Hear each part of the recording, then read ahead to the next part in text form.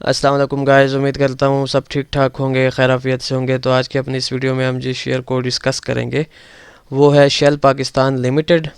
तो ये इस वक्त शेल का वीकली टाइम फ्रेम ओपन है। तो सबसे पहले इसका एक ओवरव्यू कर लेते हैं, फिर उसके बाद इसकी करंट सिचुएशन को आप लोगों के साथ डिस्कस करेंगे।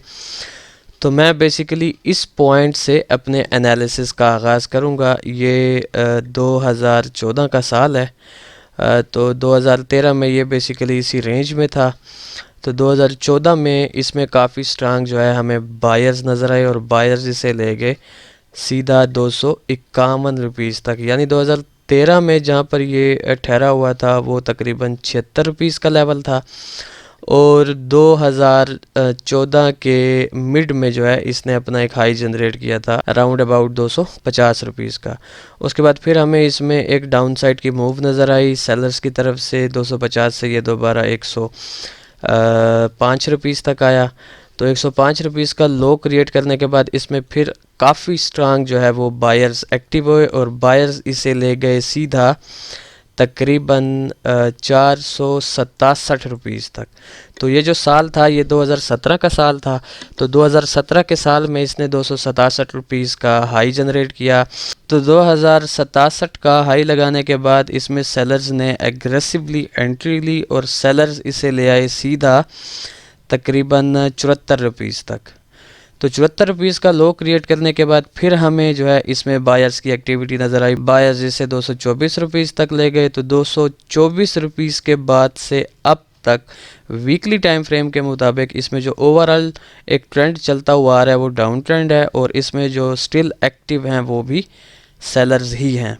और इस वक्त जो इसकी करंट प्राइस है वो अराउंड अबाउट 87 से 88 रुपीज़ की है। अच्छा जी, तो अब इसकी करंट सिचुएशन को मैं आप लोगों के साथ डिस्कस कर लेता हूँ। अच्छा जी, तो ये इस वक्त आप लोगों के सामने शेल के वीकली टाइम फ्रेम की करंट सिचुएशन ओपन है। इसमें बेसिकली दो लेवल्स जो है वो जनरेट हो रहे हैं शॉर्ट टर्म के लिए। एक इसमें 107 रुपीज़ वाला रेजिस्टेंस जनरेट हो रहा है जो कि स्ट्रक्चरल रेजिस्टेंस है, लेकिन शॉर्ट टर्म के लिए काफ़ी जो है वो रिस्पेक्टेड जो है ये 107 रुपीज़ वाला लेवल है। अगर आप लोग फोकस करें तो प्रीवियस हिस्ट्री में यहीं से मार्केट ने काफ़ी स्ट्रांगली सपोर्ट लिया है, और जब इसको ब्रेक किया था तो ब्रेक करने के बाद यहाँ पर इसको एज अ रेजिस्टेंस भी कंफर्म किया था। उसके अलावा इसमें एक सपोर्ट जनरेट हो रहा है 83 रुपीज़ का।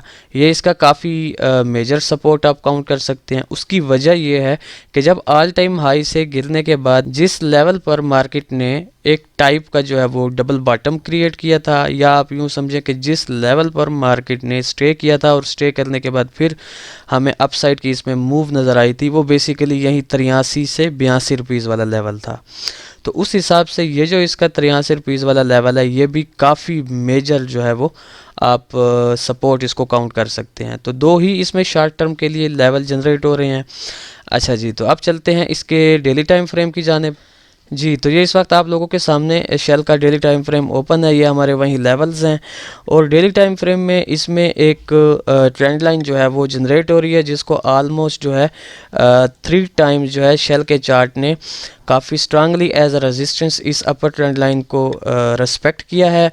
और ये जो आज के दिन की कैंडल है, यानी अभी मार्केट जो है वो स्टार्ट है, तो आज के दिन की कैंडल ने भी इसी ट्रेंड लाइन से जो है वो रिजेक्शन ली है।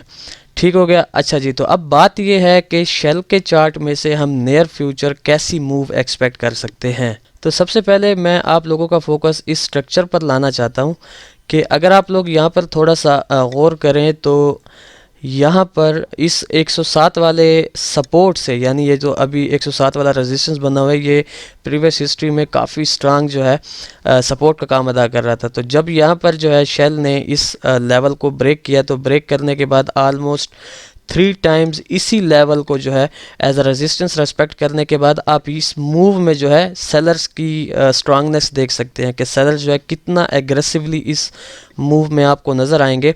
काफ़ी स्ट्रांगली जो है सेलर्स ने यहाँ से 107 रुपीज़ वाले लेवल से शेल को जो है वो डाउन साइड की तरफ फेंका, और यहाँ 83 रुपीज़ वाले लेवल से शेल में काफ़ी स्ट्रांग जो है हमें बायर्स नज़र आए। यानी कि 107 से डायरेक्ट जो है सेलर्स ने इसे 83 रुपीज़ तक फेंका, और फिर यहाँ से हमें काफ़ी स्ट्रांगली जो है वो बायर्स की एक्टिविटी नज़र आ रही है। एक तो अगर आप लोग इस कैंडल को फोकस करें तो ये बुलिश एनगल्फिंग है। फिर आप यहाँ भी देख सकते हैं कि बायर्स इसको इस ट्रेंड लाइन तक ले गए, ट्रेंड लाइन से फिर रिजेक्शन लेने के बाद सेलर्स ने एंट्री ली और फिर यहाँ पर दोबारा जो है बायर्स जो है वो स्ट्रगल कर रहे हैं इस ट्रेंड लाइन को ब्रेक करने की। अच्छा, अब इन सारी सिचुएशंस को देखने के बाद जो मुझे लग रहा है वो ये है कि एक तो ये जो आपको एक मूव नज़र आ रही है बायर्स की तरफ से, ये मूव काफ़ी स्ट्रांग है और ये जो सेलर की मूव है ये आलमोस्ट इस लेवल के, इस लेग के जो है वो 50% तक पहुंच चुकी है। तो मेरे ख़्याल से मैं दोबारा जो है शेल को कम से कम एक्सपेक्ट कर रहा हूँ 83 रुपीज़ के लेवल तक, और फिर 83 रुपीज़ के लेवल से जो है मैं इसको इस अपर ट्रेंड लाइन को ब्रेक करता हुआ दोबारा कम से कम 91 रुपीज़ तक एक्सपेक्ट कर रहा हूँ, और फिर 91 रुपीज़ के बाद मैं इसको डायरेक्ट जो है 102 रुपीज़ तक और फिर 107 रुपीज़ तक एक्सपेक्ट कर रहा हूँ। मींस कि मैं आप लोग अगर थोड़ा सा ध्यान दें तो मैं बेसिकली 3 लेवल जो है वो इसकी अप मूव में डिस्कस कर रहा हूँ। एक तो ये 91 रुपीज़ वाला लेवल है कि अगर 83 रुपीज़ तक शेल आता है तो दोबारा ये 91 रुपीज़ तक इसका पहला टीपी होगा, उसके बाद 102 और उसके बाद 107। ठीक हो गया, 3 लेवल्स हैं। तो ये चीज़ आप लोगों ने माइंड में रखनी है। और दूसरा कि अगर आज ये कैंडल जो है अगर ये दोबारा इस अपर ट्रेंड लाइन तक जाके क्लोज़ होती है, जैसा कि आपको पता है आज मार्केट अभी स्टार्ट है तो ये कैंडल अभी तक क्लोज़ नहीं हुई, तो अगर यहाँ पर काफ़ी स्ट्रांग बायर्स आते हैं तो हम यूँ समझेंगे कि इस लेग की 50% से जो है बायर्स दोबारा एंटर हो गए और फिर जो है यहीं से ही ये इसको इस ट्रेंड लाइन को ब्रेक करेंगे, और ब्रेक करने के बाद जो इनका पहला टारगेट होगा वो 102 रुपीज़ का होगा और फिर जो नेक्स्ट टारगेट होगा वो 107 रुपीज़ का होगा। तो ये 2 सिनेरियोज़ ही इसमें जो है वो जनरेट हो रहे हैं। तो इन दोनों का जो है मैं आप लोगों के साथ ट्रेड प्लान जो है वो शेयर कर लेता हूँ। सबसे पहले कि अगर आप शेल के चार्ट को 83 रुपीज़ तक आता देखते हैं तो 83 रुपीज़ से आप जो है इसमें बाय साइड की अपॉर्चुनिटी को अवेल कर सकते हैं। आपका जो स्टॉप लॉस होना चाहिए वो मिनिमम जो है वो 5 रुपीज़ का होना चाहिए, क्योंकि ये वॉल्यूम वाला शेयर है तो उस हिसाब से 5 रुपीज़ का आपका स्टॉप लॉस होना चाहिए। और आपका जो पहला टीपी होगा वो 91, सेकंड जो है वो 102 एंड थर्ड जो है वो 107। इसी तरह अगर ये करंट सिचुएशन में जहाँ ठहरा हुआ है यानी 87.5 रुपीज़ के आसपास ठहरा हुआ है, तो अगर ये वाली जो इसकी ग्रीन कैंडल है ये अगर थोड़ी सी बुलिश क्लोज होती है और बुलिश एनगल्फिंग टाइप की कैंडल स्टिक बनाती है तो आपने इस ट्रेंड लाइन के टूटने का इंतज़ार करना है। जैसे ही शेल का चार्ट जो है इस ट्रेंड लाइन को ब्रेक करता है तो ब्रेक करने के बाद आप इसको बाय कर सकते हैं राउंड अबाउट 89 या 90 रुपीज़ के आसपास। आपका जो स्टॉप लॉस होगा वो दोबारा इसी ट्रेंड लाइन के नीचे होगा, यानी अगर आप यूँ समझे 90 रुपीज़ पे आप इसको बाय करते हैं तो आपका स्टॉप लॉस 85 रुपीज़ का होना चाहिए, और जो आपका पहला टारगेट होगा वो 102 का होगा और जो आपका सेकंड टारगेट होगा वो 107 का होगा। ठीक हो गया। तो बड़ा सिंपल सा एनालिसिस बन रहा है शेल के चार्ट में। काफ़ी स्ट्रांग जो है मेजर लेवल पर इस वक्त शेल का चार्ट आया हुआ है, और बल्कि एक मरतबा जो है उसने यहीं से काफ़ी स्ट्रांग हमें बायर्स की एक्टिविटी भी दिखाई है। तो उस हिसाब से ये जो लेवल है इसका 83 रुपीज़ वाला, ये काफ़ी ज़्यादा आप इसको स्ट्रांग काउंट कर सकते हैं। ठीक हो गया। तो ये था एक शार्ट सा एनालिसिस शेल के रिलेटेड। तो देखते हैं कि नियर फ्यूचर जो है शेल कैसी मूव हमें दिखाता है। फिर इंशाल्लाह नेक्स्ट वीडियो में आप लोगों के साथ मुलाकात होगी।